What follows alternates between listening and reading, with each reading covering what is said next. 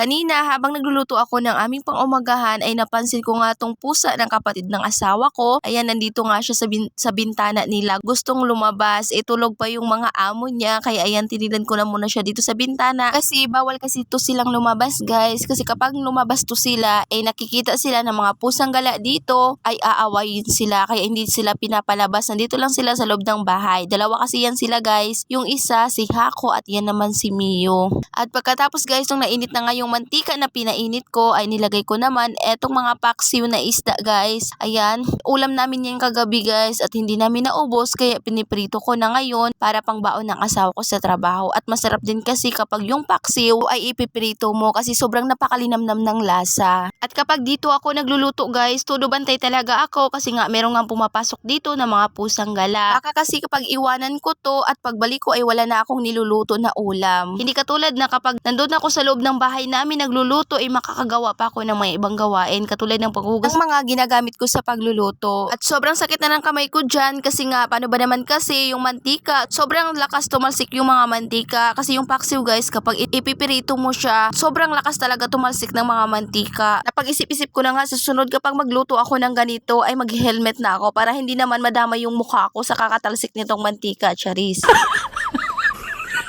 Nung natapos na nga ako magluto nitong paksiw ay tinimplahan na pala ako ng kape ng aking asawa at siya kumain na rin siya ng pang-umagahan niya. At ako ngayon guys, nagkakape lang muna ako, hindi na muna ako kakain ng kanin ngayong umaga dahil nga tingnan nyo naman yung tiyan ko guys. Kakakain ko na yan ng only rice. Minsan nga napagkamalan ako lagi na buntis. At pagkatapos ko naman nagkape at yung asawa ko naman ay nakaalis na papuntang trabahoan niya. Yung ginawa ko naman, ayan yung mga gawain naman dito sa bahay. At yung una kong ginawa ay ito na munang mga labahan kasi nga ibababad ko lang to saglit. Tsaka naman ako magwawalis, maglilinis dito sa itaas ng mahigaan ng mga anak ko, maghuhugas ng mga plato at babalikan ko to pagkatapos ko namang magawa yung ibang gawain. Hindi talaga ako nauubusan ng mga labahan ko. Ang dami ko talagang labahan araw-araw. Meron din kasing araw na hindi ako nakakalaba kaya natatambakan ako ng labahan. Paano ba naman kasi wala naman akong stock na sabon dito sa bahay. Kaya kapag gusto ko man maglaba wala naman akong sabon kaya hinayaan ko na lang. Kaya minsan dumadami itong mga labahan ko. At nung nababad ko na nga itong mga labahan ko ay umakit naman ako dito sa itaas at yan ginawa ko naman ay pinunasan ko naman itong mga bintana dahil nga sobra na namang alikabok nito kahit nung isang linggo lang ako nagpunas dito sa mga bintana. Pagkatapos ko mapunasan guys ay sinuotan ko naman itong foam namin yung sapin niya kasi nga isa lang talaga yung sapin itong foam guys kaya nung nalabahan ko na ay binihisan ko naman itong foam. Ayan na nga guys, binalisan ko na rin yung ilalim at mabuti na lang talaga sobrang mahangin dito sa itaas kaya kahit sobrang basa na ako dyan sa pawis, carry lang dahil nga sobrang lakas naman ng hangin. Nung nabihisan ko na nga etong foam ay kinuha ko naman yung sapin ko na pangmalakasan, cherries. Ito yung sapin ko guys ng